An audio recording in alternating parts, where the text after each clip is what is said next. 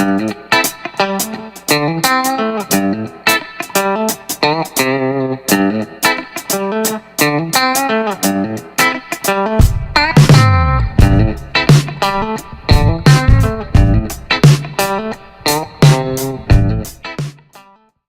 allons aborder dans cette vidéo la notion de loi continue.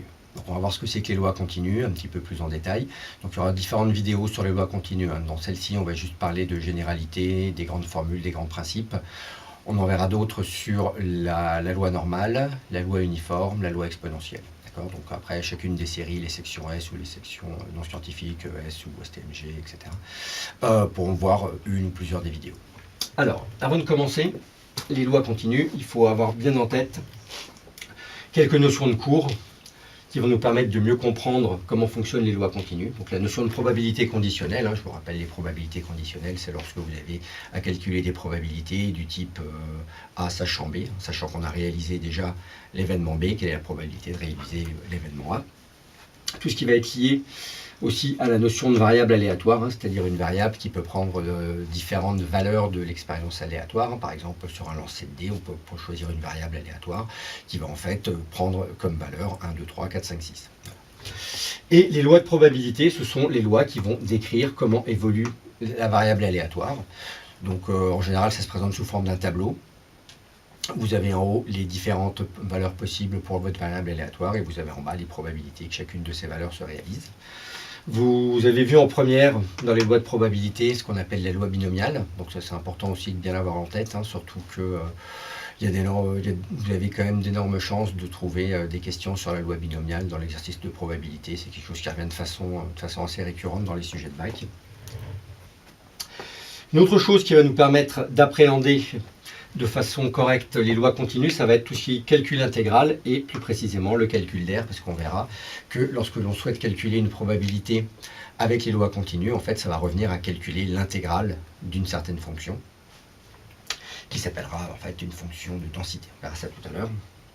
Alors concrètement, qu'est-ce que c'est que les lois continues? Eh bien en fait les lois continues, c'est tout simplement des lois de probabilité qui vont permettre de modéliser des expériences aléatoires où l'univers oméga, donc l'univers de toutes les issues possibles, est non dénombrable. C'est-à-dire que l'on ne va pas pouvoir compter en fait combien il y a d'éléments dans l'univers de l'expérience. En fait, c'est que l'univers est infini. Voilà. Donc globalement, pour fixer un petit peu les idées, on voit bien la différence qu'il peut y avoir entre calculer une probabilité si je choisis un nombre entier compris entre 1 et 10 au hasard et que je vous demande de trouver quelle est la valeur. Donc la probabilité, c'est quoi? C'est 1 sur 10, le nombre d'éléments de mon ensemble, puisque j'ai choisi des nombres entiers. Et l'expérience qui consisterait à choisir un nombre réel, cette fois compris entre 0 et 1. Donc là, cette fois, si je vous demande de calculer la probabilité que vous trouviez du premier coup le nombre auquel je pense, en fait, vous allez vous retrouver dans une situation qui est 1, le cas favorable, le nombre auquel je pense, sur le nombre d'éléments que contient l'univers. Or, entre 0 et 1, vous avez une infinité d'éléments, donc vous avez une infinité de nombres. Donc vous avez 1 sur l'infini, et 1 sur l'infini, en fait, ça fait 0. Donc là, on voit bien qu'il y a un certain problème, on ne peut pas calculer les probabilités en utilisant ce type de probabilité, en utilisant les lois de probabilité discrète que l'on connaît normalement. Donc on verra qu'il faut utiliser donc, ce qu'on appelle des lois continues. La notion importante en probabilité continue va être ce qu'on appelle la fonction de densité de probabilité. Donc on va voir un petit peu rapidement la définition qu'il faut connaître, ça peut s'avérer pratique de connaître cette définition. Donc qu'est-ce que c'est qu'une fonction de densité? Une fonction de densité, c'est une fonction numérique, comme celle que vous connaissez. Cette fonction doit être continue, elle doit être positive sur un intervalle i, fini ou infini. Et de plus, on doit avoir l'intégrale sur l'intervalle i donné de f de x dx qui doit être égal à 1. Donc si on a ces trois conditions qui sont remplies, dans ces cas-là, on dira que f est une fonction de densité de probabilité. Donc un petit peu concrètement, qu'est-ce que c'est qu'une fonction de densité de probabilité? Une fonction de densité, c'est un petit peu une fonction qui va un petit peu gérer la répartition, la distribution des différentes issues possibles, de cette infinité d'issues possibles à l'intérieur de l'univers. Un petit peu comment ça se répartit dans l'univers, est-ce qu'elles sont plutôt agglomérées d'un côté, plutôt de l'autre. Voilà. Donc tout ça, c'est décrit par la fonction de densité, et on verra pour les terminales la notion de fonction de répartition aussi. Maintenant qu'on a vu ce que c'est que les fonctions de densité, on va enfin pouvoir calculer des probabilités. en utilisant les lois continues. Donc, pour ça, on va avoir besoin d'une variable aléatoire, donc on va l'appeler x. Cette variable aléatoire, elle suit une fonction de densité f sur un intervalle i. Alors, pour deux éléments a et b de l'intervalle i, avec a plus petit que b, on aura la propriété suivante, que la probabilité que la variable aléatoire soit comprise entre a et b, c'est tout simplement l'intégrale de a à b de f de x dx, et f, c'est la fonction de densité que l'on a définie juste au-dessus. D'accord ? Donc ici, on voit bien que calculer une probabilité, ici, déjà on calcule un encadrement, et en plus, ça revient à calculer l'aire sous une courbe, tout simplement. Voyons à présent quelques propriétés de ces probabilités. Donc après ce qu'on vient de voir juste précédemment, la probabilité que x soit égal à a, ça nous donne l'intégrale de a de la fonction f de x dx. Donc cette probabilité est égale à 0. En probabilité continue, on ne peut pas calculer la valeur exacte d'une variable aléatoire. On calculera toujours un encadrement, le fait qu'elle soit contenue dans un intervalle. Donc ici, qui découle directement de cette propriété, lorsque la variable x est comprise entre a et b au sens large, donc avec des signes inférieurs ou égales, et bien en fait c'est la même chose que lorsqu'elle est comprise entre a et b au sens strict, c'est-à-dire avec des signes strictement supérieurs et strictement inférieurs. Une autre propriété, alors ça c'est pas trop une propriété, c'est plutôt des histoires de notation, d'accord ? Donc vous trouverez dans les exercices, dans les livres, etc., vous trouverez la notation suivante, x comprise entre a et b sous forme d'inégalité. Vous trouverez aussi des notations plus ensemblistes avec des intervalles. X appartient à l'intervalle AB, voire même la probabilité que AB. Là, la variable X, elle a été un petit peu éliminée, donc on suppose que c'est la variable X, Y, Z. Voilà. Donc cette notation est moins fréquente. Vous trouverez surtout celle-ci et celle-ci dans la littérature. Nous allons retrouver des propriétés similaires à celles qu'on connaît déjà dans le monde des probabilités discrètes. Donc voyons ces propriétés. Donc on va commencer par l'histoire de l'événement contraire. Donc pour ça, on va considérer deux intervalles, I1 et I2, qui forment une partition de I, c'est-à-dire que I1 plus I2 sont égales à I.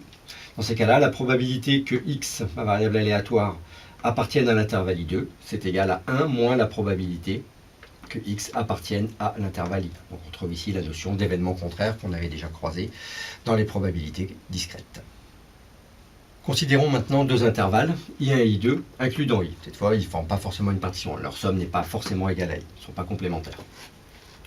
Donc la probabilité que X appartienne à I1 union I2, ça va être égal à la probabilité que X appartienne à I1 plus la probabilité que X appartienne à I2 moins la probabilité que X appartienne à I1 inter I2. Donc ici, on va bien retrouver une formule que l'on connaît déjà en probabilité discrète. De même, on a la notion de probabilité conditionnelle qu'on peut adapter à la version continue. C'est tout simplement la probabilité que x appartienne à I2, sachant que x appartient à I1. Donc ici, on a la condition. Et ben, c'est le même type de formule. Ça va être la probabilité que x appartienne à I1 inter I2 sur la probabilité que x appartienne à I1. Bien entendu, il faudra que la probabilité ici soit différente de 0, sinon le cas ici est impossible. Voyons à présent la définition de l'espérance avec les lois continues. Donc l'espérance, c'est une notion qu'on a déjà croisée dans les probabilités discrètes. Donc on va la retrouver dans les probabilités continues, l'espérance. Donc on a une fonction de densité f, une variable aléatoire qui suit cette fonction sur un intervalle i. Et bien tout simplement, l'espérance de cette variable aléatoire, ça sera tout simplement l'intégrale sur l'intervalle i de x f de x dx. Donc on multipliera la fonction de densité par la variable, d'accord, et ensuite on calcule son intégrale sur l'intervalle i où est définie la fonction, tout simplement. Une petite remarque pour finir, qui peut s'avérer bien utile. Donc on considère un intervalle i, cette fois qu'on va appeler AB, d'accord, ça on va voir les bornes de l'intervalle. On va considérer alpha qui appartient à l'intervalle i.